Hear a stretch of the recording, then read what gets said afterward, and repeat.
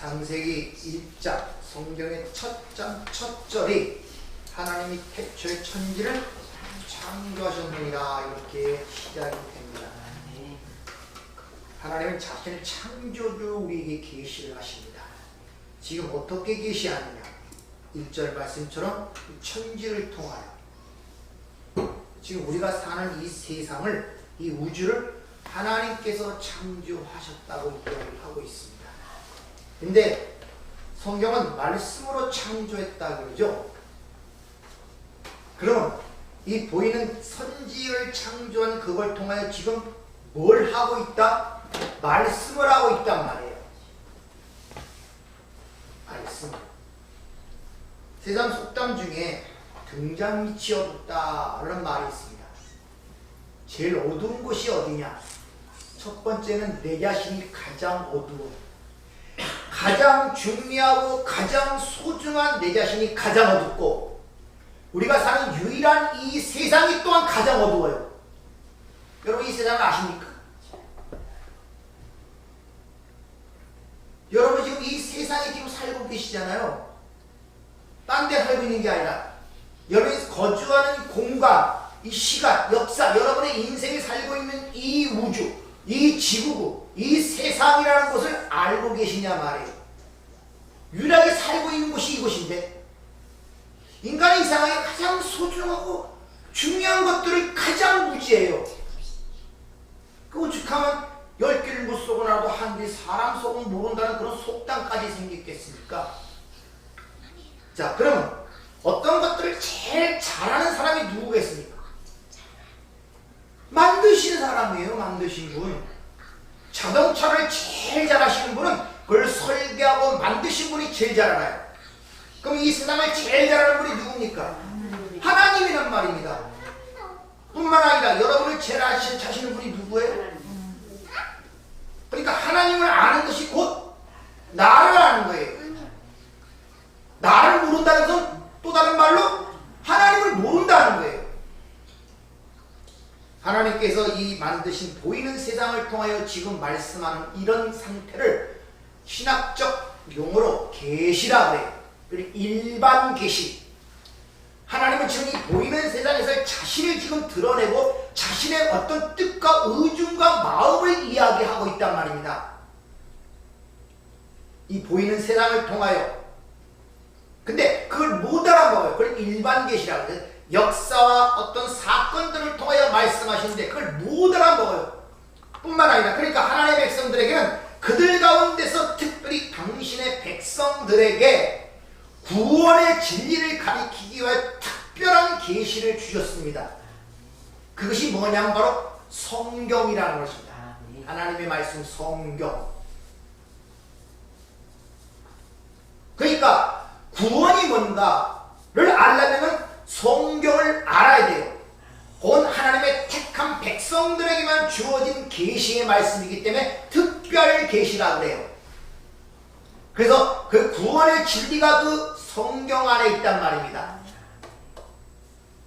그러니까 여러분이 성경을 이해하고 깨달아져야 구원이 뭔가를 알게 돼요. 그리고 하나님이 누구인가를 알게 된단 말입니다. 인간이 무엇인가를 알게 된단 말입니다. 여러분이 사는 세상이 무엇인가를 알게 된단 말입니다. 여러분이 흔히 말하는 인생이라는 게 뭔가를 알게 되고, 삶이 뭐라는 걸 알게 되고, 죽음이라는 것이 뭔가 알게 되고. 그래서 성경에 있는 말씀들의 내용이 뭔가를 알아야 된단 말이에요. 그래서 다윗의 얘기를 하든지 솔로몬의 얘기를 하든지 아브라함의 얘기를 하든지 거기 수만 가지 이스라엘 백성들의 율법과 규례와 역사의 어떤 내용들을 쫙 사건들을 비롯한 내용들을 대충 알고 있어야. 근데 그것은 그 개인적인 삶과 그 나라의 이야기가 아니라 뭐에 대한 이야기다? 구원에 대한 이야기란 말입니다. 구원에 대한 이야기. 그것을 성경 전체 주님께서 이렇게 이 율법과 선지자들이 얘기한 것이 누구에 대한 이야기다? 나에 대한 기록이라고 주님이 친히 말씀하잖아요. 왜? 그러면 그 모든 역사적 사는 이스라엘 백성들의 삶의 모습과 주어진 여러 가지 하나님의 행위들을 기록한 성경을 특별히 계시를 통하여 왜 그 주제가 예수로 통일되게 만드느냐? 구원이 거기에만 있기 때문에 그래요. 아멘. 구원이. 그럼 여러분 하나님의 백성으로서 여러분 지금 삶이라는 걸 살아가고 있잖아요. 먹고 마시고 입고 자고 싸우고 지지고 볶고 하면서 아파가면서 병들어가면서 늙어가면서 태어나면서 가정을 이루면서 이 모든 삶은 결국 누구를 그려내기 위한 예수를 그려내기 위한 일이란 말입니다. 다시 말하면 여러분의 구원이 뭔가를 가리키기 위하여 주어진 교보제며 여러분의 삶의 양상이란 말입니다. 아멘.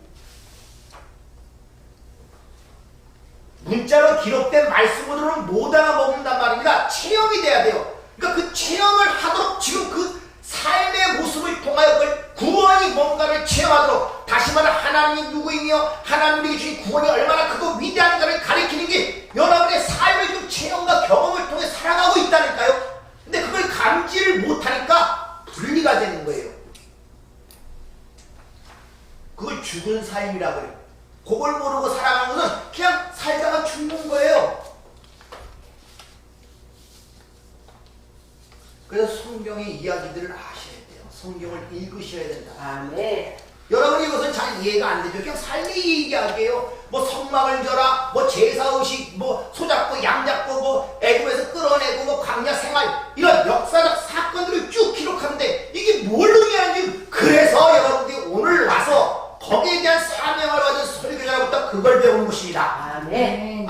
그 역사적 사건이 이런 구원의 내용을 함축하고 있는 것이고 결국 이것이 내 삶의 양상 속에서 그렇게 들어 이것이 이런 의미를 갖고 내 삶을 지금 살아가고 있구나를 깨닫게 만드는 것이란 말입니다. 요한복음 13장에 보면은 제자들의 발을 씻는 종의 모습을 갖고 수건을 두르고 종의 발을 씻는 그런 모습이 기록이 되어 있습니다. 그런 얘기 있는 줄 아십니까? 아멘. 그러니까 성경의 이야기를 모르면 그 이야기를 갖고 하나님의 걸면 이게 무슨 얘기요? 이게 아무런 의미가 없는 거예요. 그러나 평소에 성경을 보고 그런 얘기들이 있고 거기에 대한 의문을 갖고 이게 무슨 얘기를 하는 것이지? 뭐 사람들을 섬기고 남 섬기라고 발 씻어주는 그런 얘기인가? 예수님처럼 사는 삶이 그렇게 남의 발을 씻는 그런 얘기인가?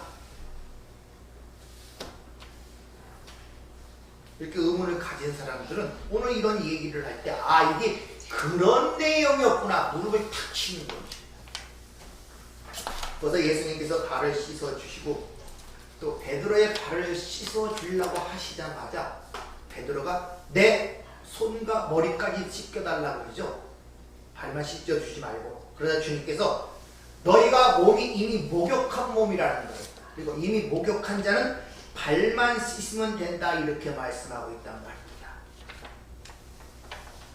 이런 기록된 말씀을 갖고 그 안의 내용들을 알아먹지 못하면 오늘 본문 말씀처럼 인간의 행위로 받아들여서 마치 남의 발을 씻어주는 것이 섬김의 모습이고 하나님이 원하시는 모습이라고 생각해서 교회를 세족식하고 이것이 인간의 겸연과 섬김의 표본처럼 얘기하는 경우들이 많단 말입니다. 이렇게 잘못 이해된다니까요.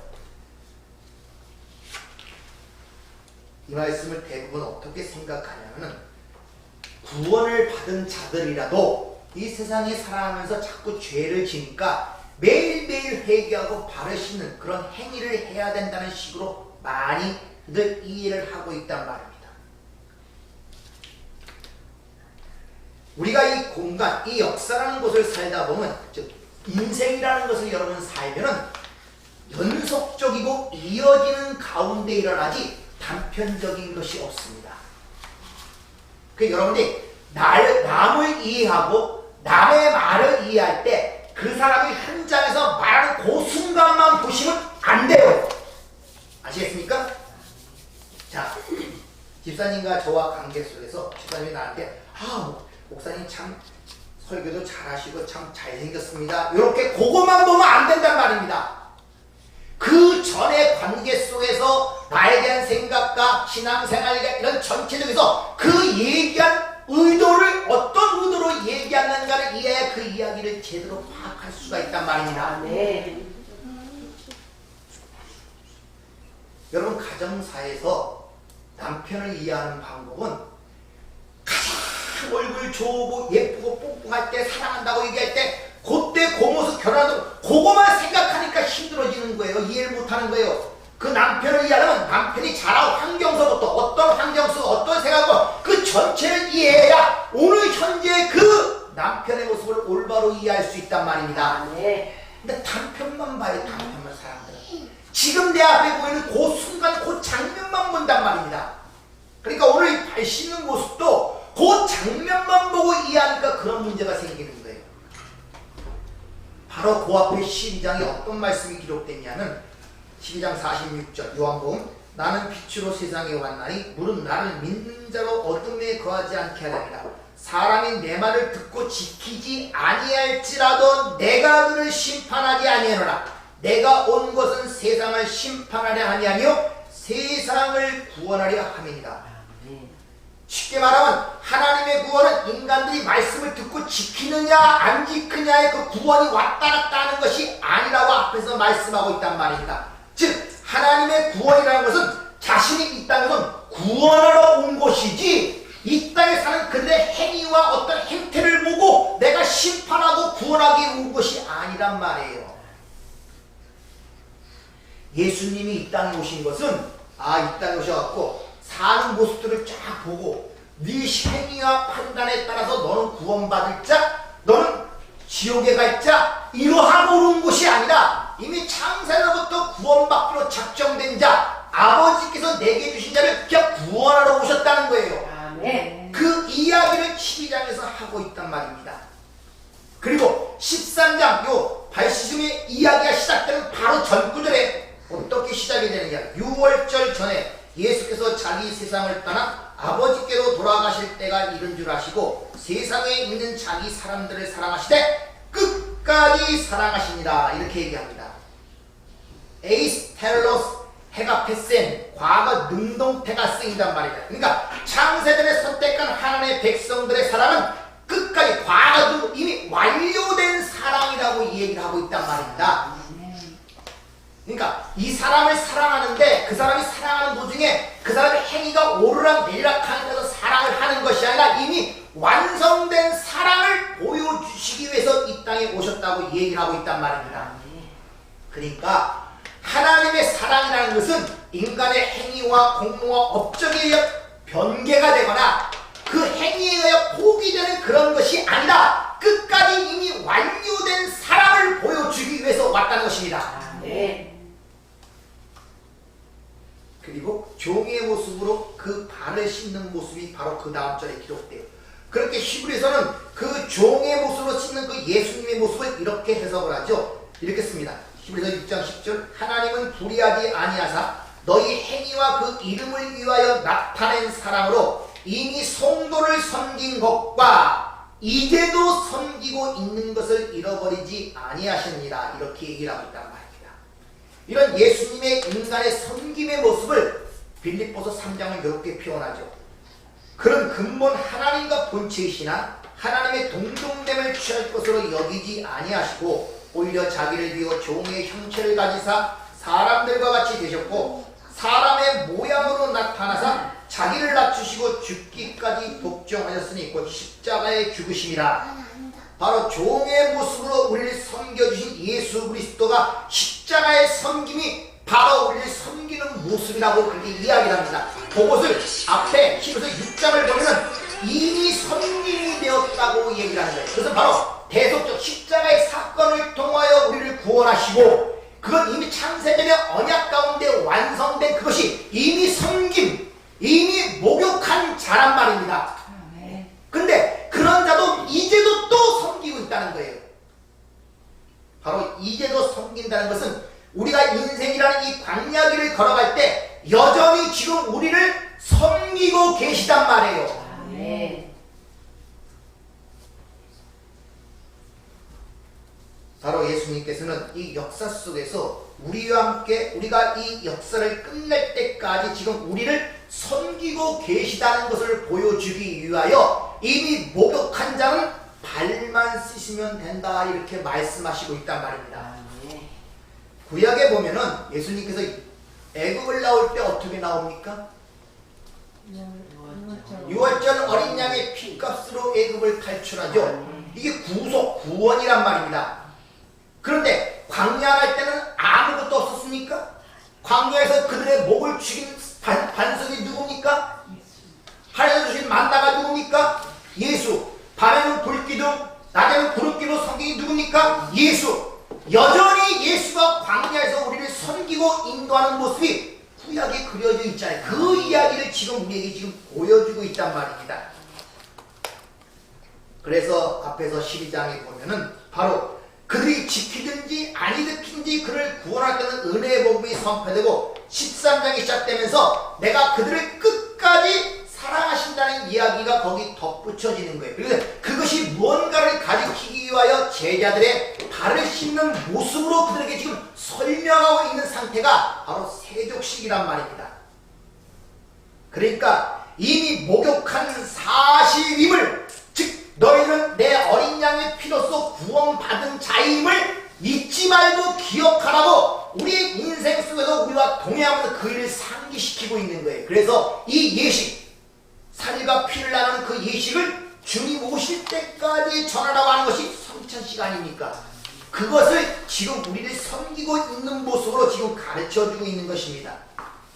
그러니까 지금 예수님이 여전히 종의 모습으로 우리를 발을 씻긴다는 것은 너희는 나의 피로의 공로로 인하여 목욕한 자가 되었다는 것을 잊지 말라는 것을 상기시키는 것이 발 씻음의 목적이란 말이에요. 그것을 지금 어떻게 하고 있습니까? 우리 안에서 어떻게 하고 있습니까? 어떻게 섬기고 계세요?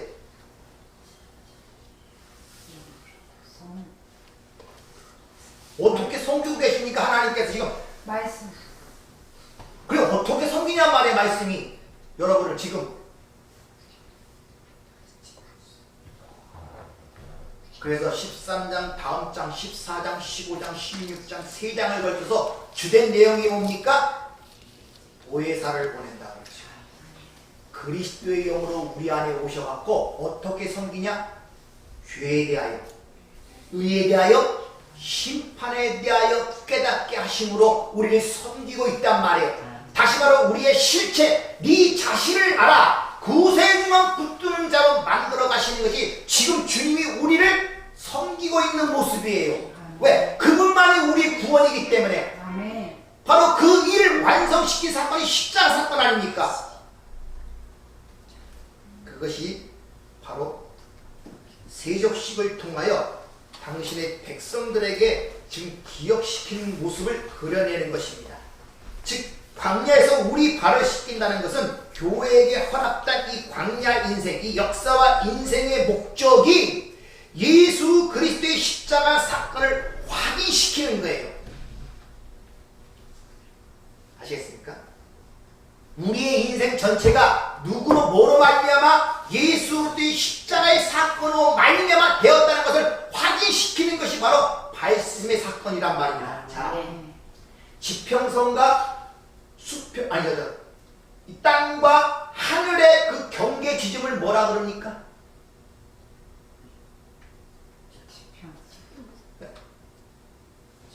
땅과 하늘의 그 경계 지점.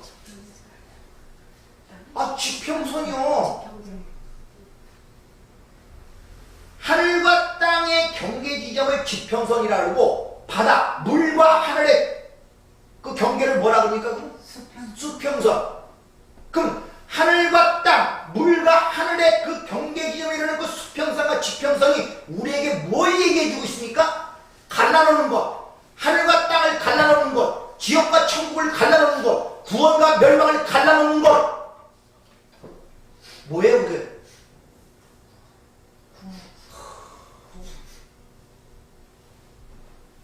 땅과 하늘을 갈라놓는 그것을 지평선이라고 그러잖아요. 그 지평선이 하늘과 땅의 경계지점을 가리키잖아요. 그럼 지옥과 천국의 지평선이 뭐겠냔 말이에요.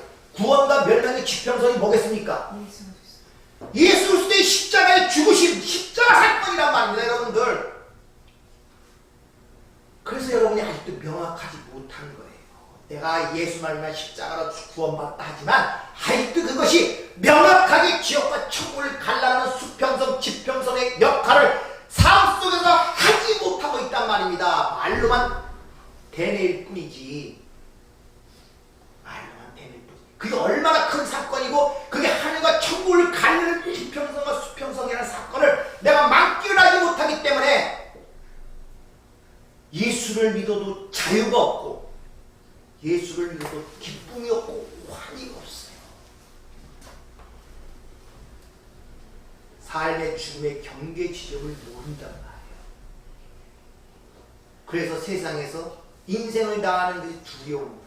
경계지를 모르니까 내가 죽어가는지 살아가는지 모른단 말이에요. 지금 여러분 죽어갑니까? 살아갑니까? 죽는 거예요? 살아가는 거예요? 지금요? 그것도 모르잖아요. 경계 지점을. 내가 지금 살아가는 것인지 살아간다고 그러더니 자꾸 병들고 늙고 죽는 것 같고 죽는다더니 지금 내가 살고 있는 것 같고 뭐해. 사는 겁니까? 죽는 겁니까? 지금 사는 것 같진 않아요? 예수를 위해 살고 있습니다.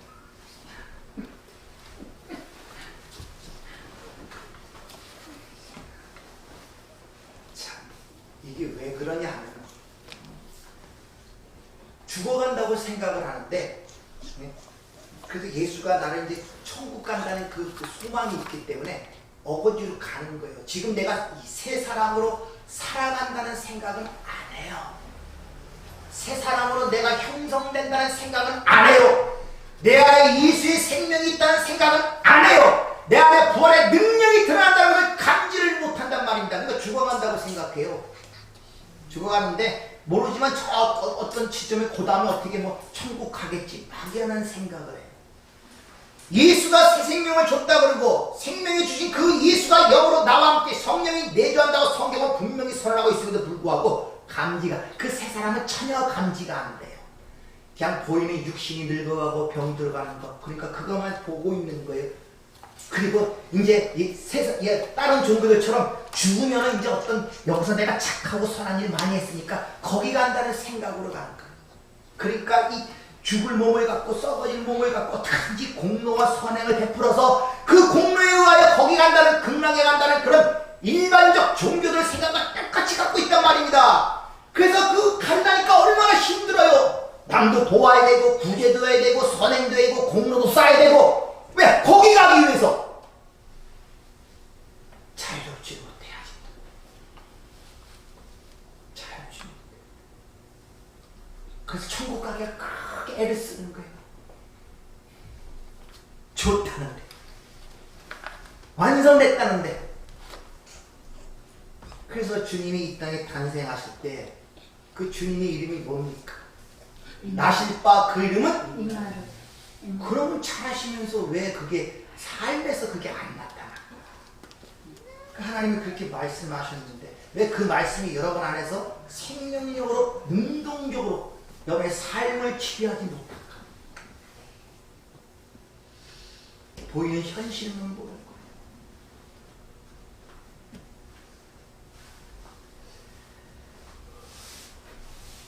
분명한 선을, 그러니까 죽음이라는 세계에서 영원한 생명의 세계로 들어가는 분명한 경계 지점이 십자가란 말입니다.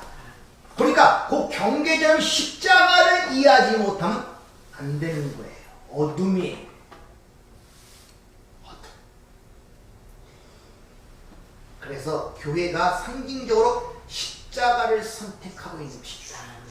그래서 우리가 믿는 주님은 기적을 행하고 바닷물을 잔잔하게 하고 그 죽은 무덤에서 불러낸 그 예수를 믿는 것이 아니라 나의 죄를 지고 십자가에 무능력하고 어린 양으로서 죽임을 당하는 그 사람이 그분이 나의 구세주를 고백하는 게 진정한 신앙의 고백이란 말입니다. 여러분들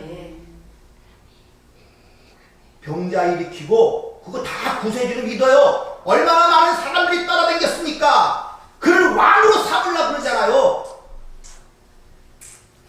그래서 그걸 상징적으로 십자가에서 두 강도가 등장하는 것입니다. 당신이 구세주라면 나를 여기서 내려와보게 하봐. 능력을 행해봐.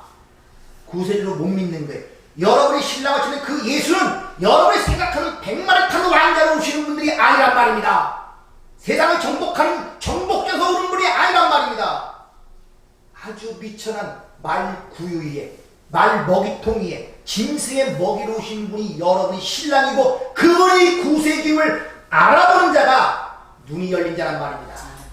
그래서 아무나 예수를 못 믿는 거예요. 인간의 힘으로는 예수를 못 믿는 거예요.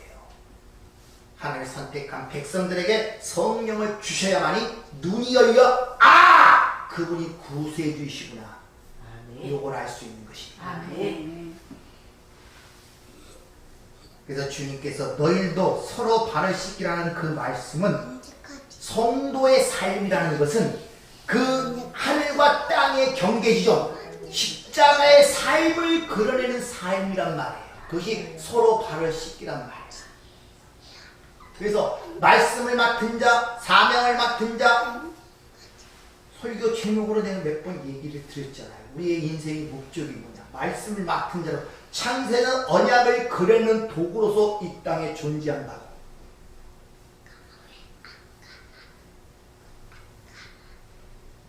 그래서 지난주에 배운 것처럼 치욕을 지고 영문 밖으로 우리를 불러내신다.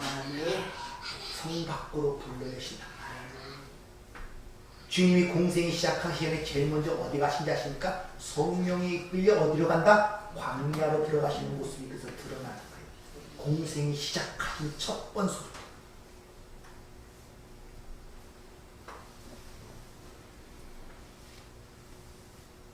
우리의 삶이라는 것이 이 하나님의 세상이 창조했다는 그 말씀만 이해가 돼버리면 나머지 문제가 되지 않습니다.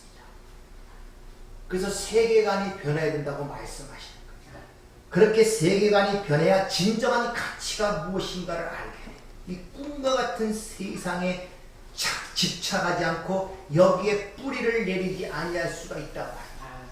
이 세상이 불이 났음을 감지하는 자들만이 거기서 탈출하려고 발버둥을 치지 그게 안 보이는데 어떻게 발버둥을 칩니까? 못 친단 말이에요. 따라서 성도의 자체가 예수님의 십자가의 사건을 삶으로 그려내는 무대, 도구로서의 삶을 살아가고 있는 것입니다. 그런데 그런 걸 이해하지 못하는 자들이 이 세족식을 인간의 행위로 생각하여 상대방의 발을 씻겨주면서 이것이 인간이 마치 갖춰야 할 겸양과 섬김의 모범인 것처럼 행하면서 서로를 칭찬하고 스스로를 자랑스럽게 생각하는 형태가 원래 형태란 말입니다. 왜? 다윗을 통해 말씀드렸죠? 원수를 왜 용서할 수 있고 그를 참아낼 수 있습니까? 예?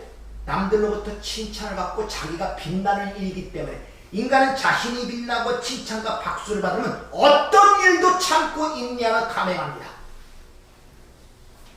그러나 자기의 깊숙하게 내 안에 숨어있는 죄악이 폭로되는 순간에는 아무리 충실한 우리야도 죽이는 것이 다윗이란 말입니다. 이게 인간의 이율적 대반성이란 말입니다.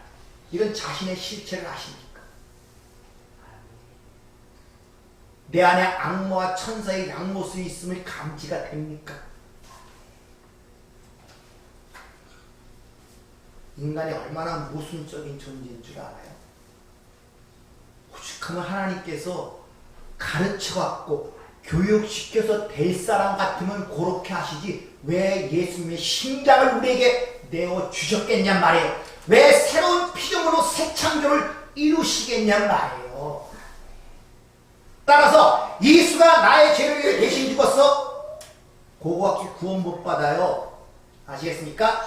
내가 거기서 예수와 함께 죽었음을 인정이 돼야 된단 말입니다. 옛사람은 예수와 함께 십자가에 죽고 장사되었으니 인정되는 자가 그게 구원의 믿음이란 말입니다. 단순히 내가 예수님이 나를 위해 죽었어. 그래서 내 예수님을 위해서 뭘 해야 돼? 그게 바로 율법주의란 말입니다. 내 옛사람은 어디서 죽었다고요? 십자가. 그 죽은 사람을 자꾸 일깨워내갖고 그것을 새 사람으로 교육시켜 착하게 시켜갖고 선한 사람 착한 사람 만들어내는 것이 구원이 아니란 말이에요. 그 옛사람은 죽어야 될 자란 말입니다.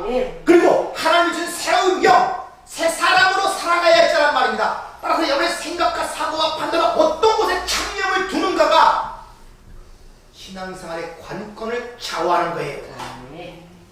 근데 하나님이 새로 주신 게 뭔지가 감지가 되지 않고 인식도 되지 않으니 무슨 힘이 있어요? 자꾸 죽었던 그 옛사람이 친숙하거든요. 거기에 속한 사람이 친숙해요. 그 죽었다고 자꾸 성경을 얘기하는데 그걸 자꾸 읽어내요. 그래, 담배도 피지 말고 술도 먹지 말고 이제 착한 사람 돼야지. 그러면 하늘에 들어갈 자야. 이렇게 생각들을 하고 있단 말이에요.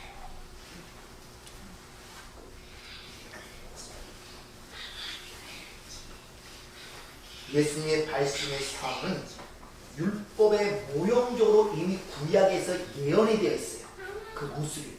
그것이 뭐냐면 출애굽기 26장. 제가 읽고 오시라고 했죠? 잘 들어보세요. 이제 오늘 이 얘기부터 이게 이 무슨 내용일 걸 알 수 있을 겁니다. 내가 백성 앞에 세울 법규는 이러하니라. 내가 히브리 종을 사면 그는 6해 동안 섬길 것이요 7째 해에는 몸값을 물지 않고 나가 자유인이 될 것이며 만일 그가 단신으로 왔으면 단신으로 나갈 것이요 장가들었으면 그의 아내도 그와 함께 나가려니와 만일 상전이 그에게 아내를 주어 그의 아내가 아들이나 딸을 낳았으면 그의 아내와 그의 자식들은 상전에게 속할 것이요 그는 단신으로 나갈 것이로되 만일 종이 분명히 말하기를 내가 상전과 내 처자를 사랑하니 나가서 자유인이 되지 않겠노라 하면 상전이 그를 데리고 재판장에게로 갈 것이요 또 그를 문이나 문설주 앞으로 데리고 가서 그것에다가 송곳으로 그의 귀를 뚫을 것이라. 그는 종신토록 그 상전을 섬기리라. 무슨 말이냐 하면은 뭐 돈이 없어 팔렸든지 남의 집에 종살이를 갔어요. 근데 그게 6년이에요. 6년 동안 열심히 종살이 하면 7년째 안식이라는 안식년이 옵니다. 그때는 규례에 의하면 그 종들을 다 풀어줘야 돼요. 다 풀어줘야 돼요. 근데 6년 동안 그 상전의 집에 와서 종살이 하는 동안에 거기서 상전이 준 어떤 여자와 결혼을 합니다. 결혼해서 아들, 딸 낳고 잘 살았어요. 근데 7년째 되자 안식년에 그를 이제 자유롭게 내보내주려고 해요. 그런데 그 자유롭게 내보내주려는데 그에게 줬던 그 신부와 아들, 딸은 상전 것이라고 너 혼자만 나가라고 해요. 그랬더니 종이 너무나 아내를 사랑하니까 내가 이 아내를 함께 살기 위해서 당신의 종이 되겠습니다. 그렇게 얘기를 합니다. 그 사랑하는 신부와 살기 위해서는 그 상전의 종이 되는 길밖에 없거든요. 그러니까 자기 자유를 포기하고 신부를 위하여 종이 되는 거예요. 그리고 그 집으로 가서 송곳으로 귀를 뚫는 것입니다. 흔적을 받는 거예요. 뭐에 대한 얘기겠습니까? 예수에 대한 얘기예요. 자, 6년, 7년, 6째 달, 또 6일째, 7일째. 처음에 쟤는 어디 나옵니까? 창세기 1장 나오잖아요. 6일 동안 창조가 7일째 안식하시죠. 그 첫 창조를 생각하시면 돼요. 창세기의 첫 창조는 뭘 얘기하고 있다? 하나님이 이 세상을 어떻게 만들었다는 걸 얘기하고 있다고 그랬습니까?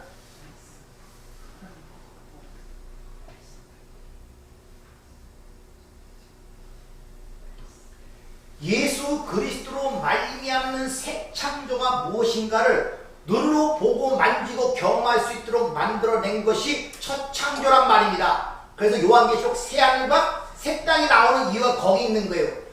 여러분이 지금 사는 이 세상과 여러분의 모습과 흙에서 나온 이 육신을 갖고 사는 이 모든 피조물들은 새로운 하나님 나라를 상징하기 위하여 그걸 그려주고 보여주기 위하여 이 땅의 첫 창조라는 잠시 시간과 역사를 통해 만들어낸 모델하우스와 같은 거예요.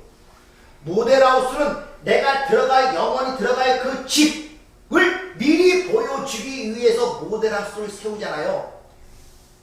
그리고 그 집이 완성되고 들어갈 때 되면 모델하우스는 철거가 됩니다.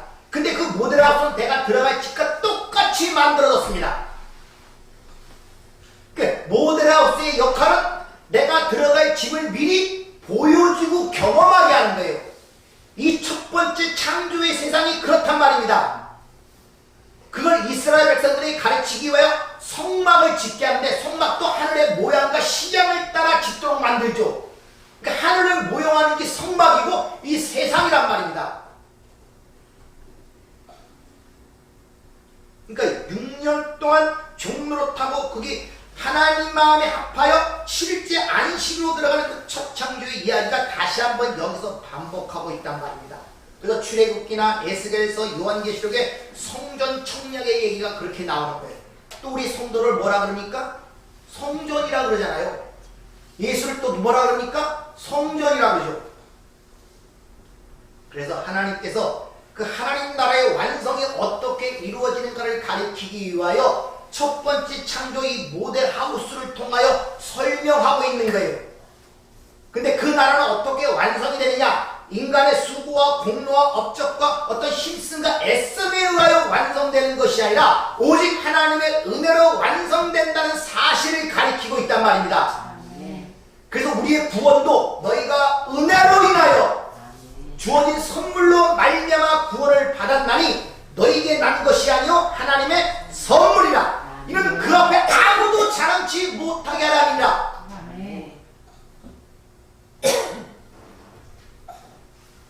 즉 하나님께서 하나님 나라는 것은 하나님의 원하시는 방식대로 하나님의 은혜로 지어지는 것이지 너희의 수고와 노력으로 지어지지 않는다는 것을 가리키기 위하여 바로 이 첫 창조를 만드시고 당신의 백성들을 죄인으로 보내어 그걸 가리키고 있단 말입니다. 그래서 스가랴에서 보면 뭐라 합니까? 이는 힘으로도 되지 아니하고 능으로 되지 아니하고 오직 나의 영으로 된다고 단호하게 말씀하고 계시잖아요.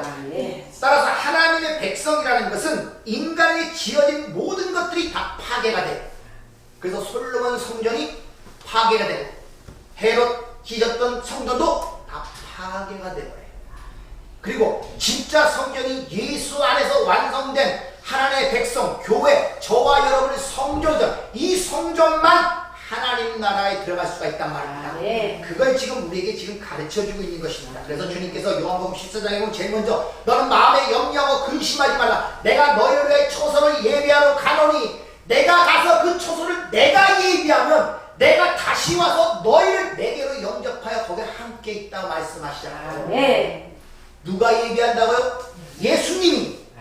누가 와서 글로 인도한다고요? 예수님이. 얼마나 편하고 좋습니까? 얼마나 편해요. 여러분들이 뭘 요구하진 않잖아요.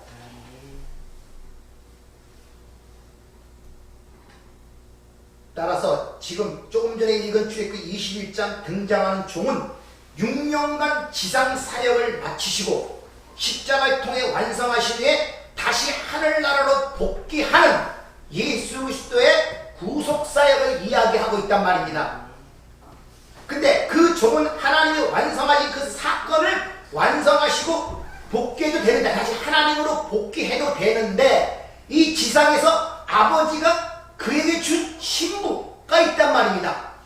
교회, 저와 여러분. 그런데 그 예수가 자기 원래 하나님이라는 것을 복귀하지 않고 그 신부를 너무 사랑해서 그걸 포기해버린 거예요.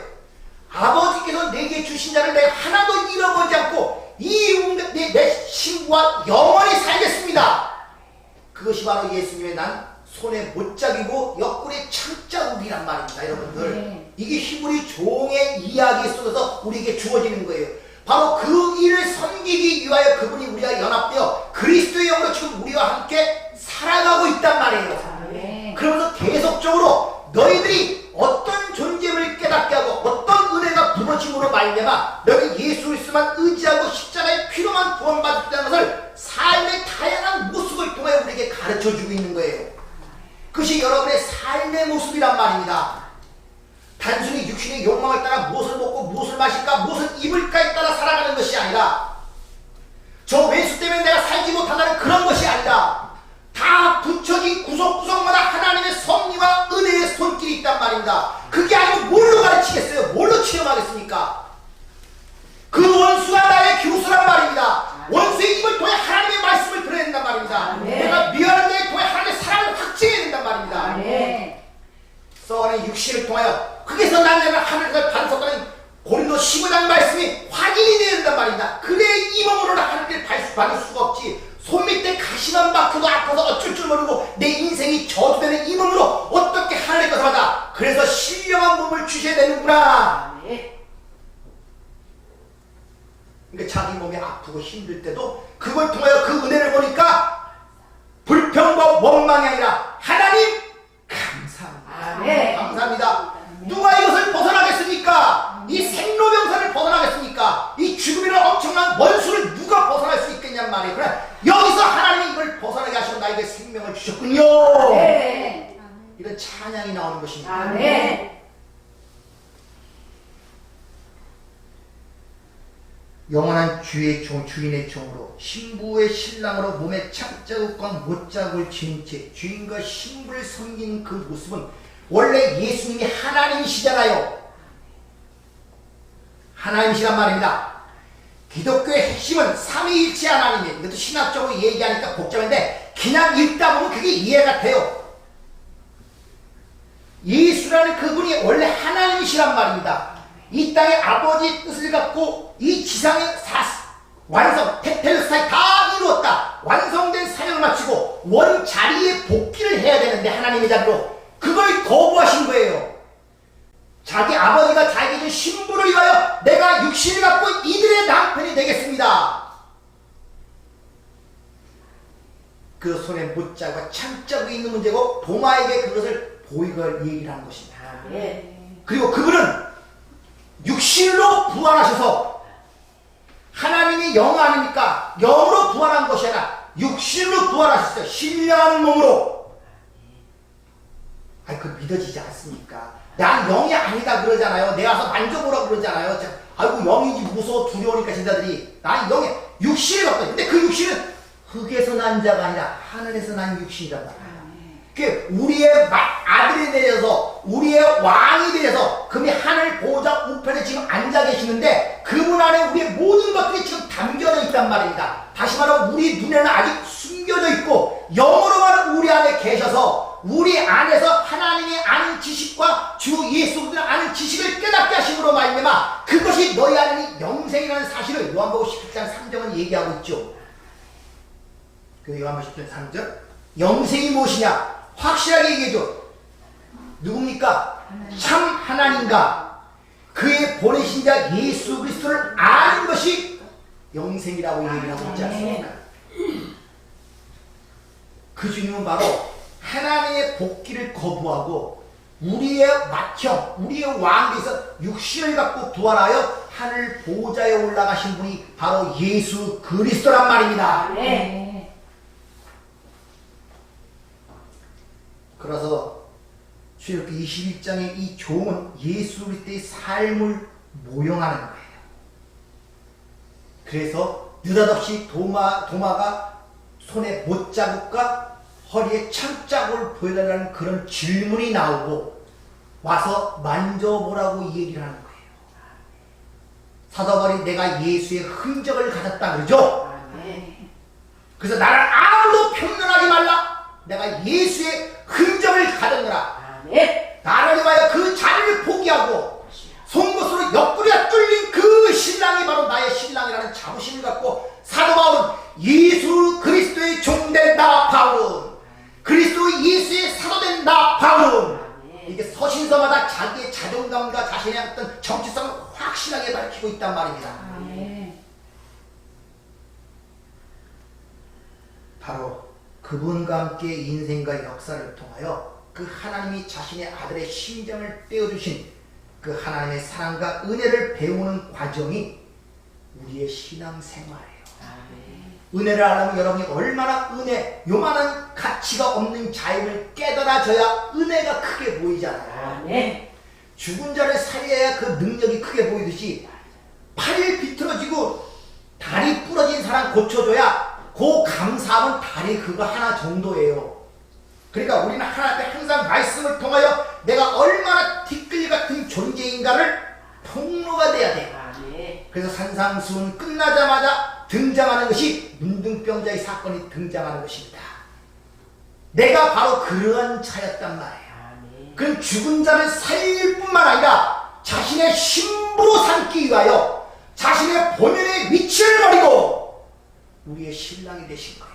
그리고 옆구리에 창자로 송곳으로 뚫린 그 사람, 그게 바로 저와 여러분이 주라고 고백하는 우리의 신랑 예수님이시란 말입니다.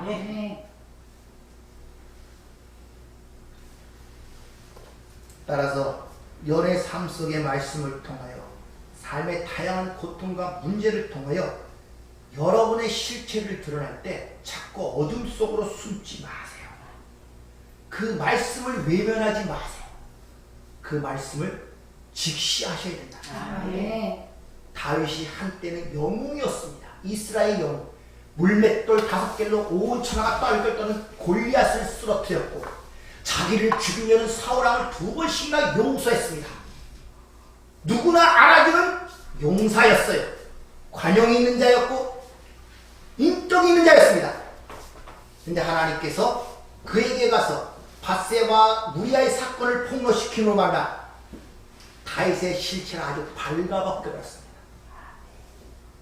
그러다 다윗이 뭐라고 고백합니까? 아! 내가 죄덩어리구나. 죄악 중에 잉태되었고 죄 중에 출생되었구나.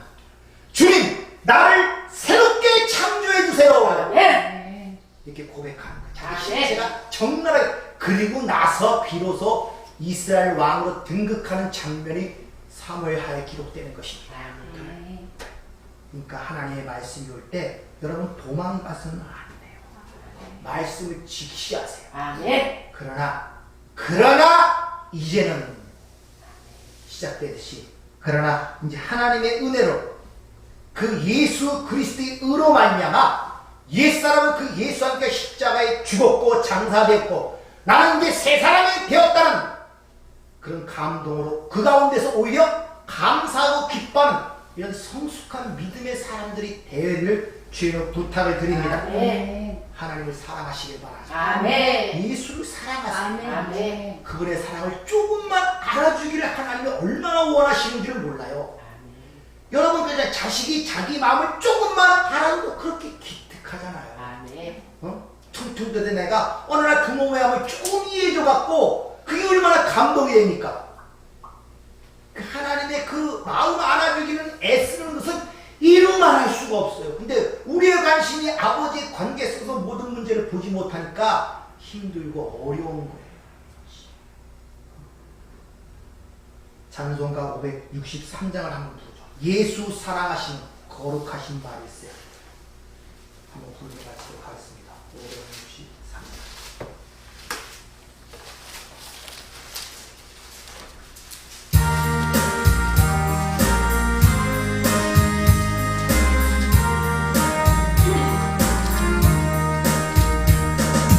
예수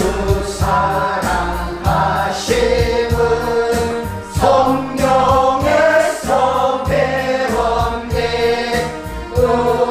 우리들은 약하나 예수 권세만 날 사랑하심 날 사랑하심 날 사랑하심 날 사랑하심 성경에 써있네.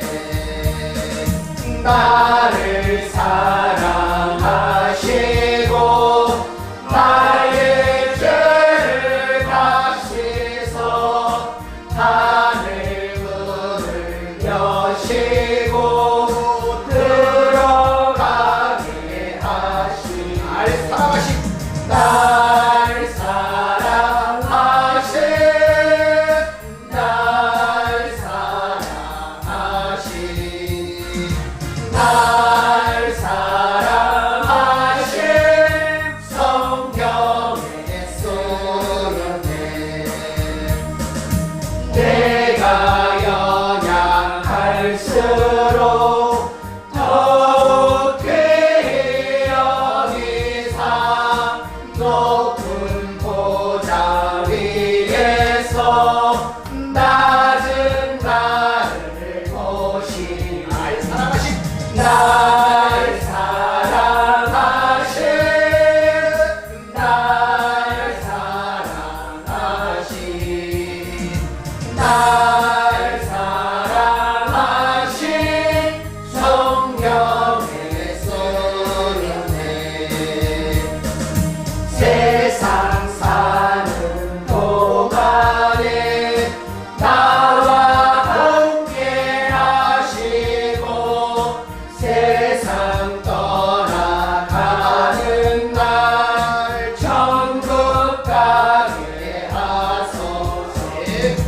날 사랑하신 날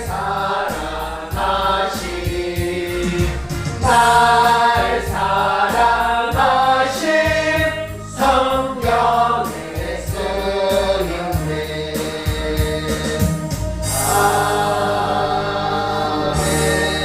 아멘. 아버지 진정 사랑합니다. 우리가 이 세상을 떠나서 어디에서 안착할 수가 있고 어디서 우리 마음의 쉼을 얻을 수가 있겠습니까? 아버지 이 사람 떠나지 않는 저희가 되게 하시고 비록 우리가 부족하고 연약하여 넘어질 때도 있고 실족할 때도 있습니다.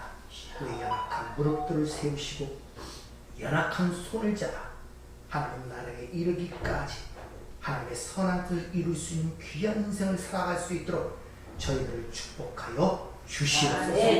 예수님 이름으로 기도하옵나이다. 아멘.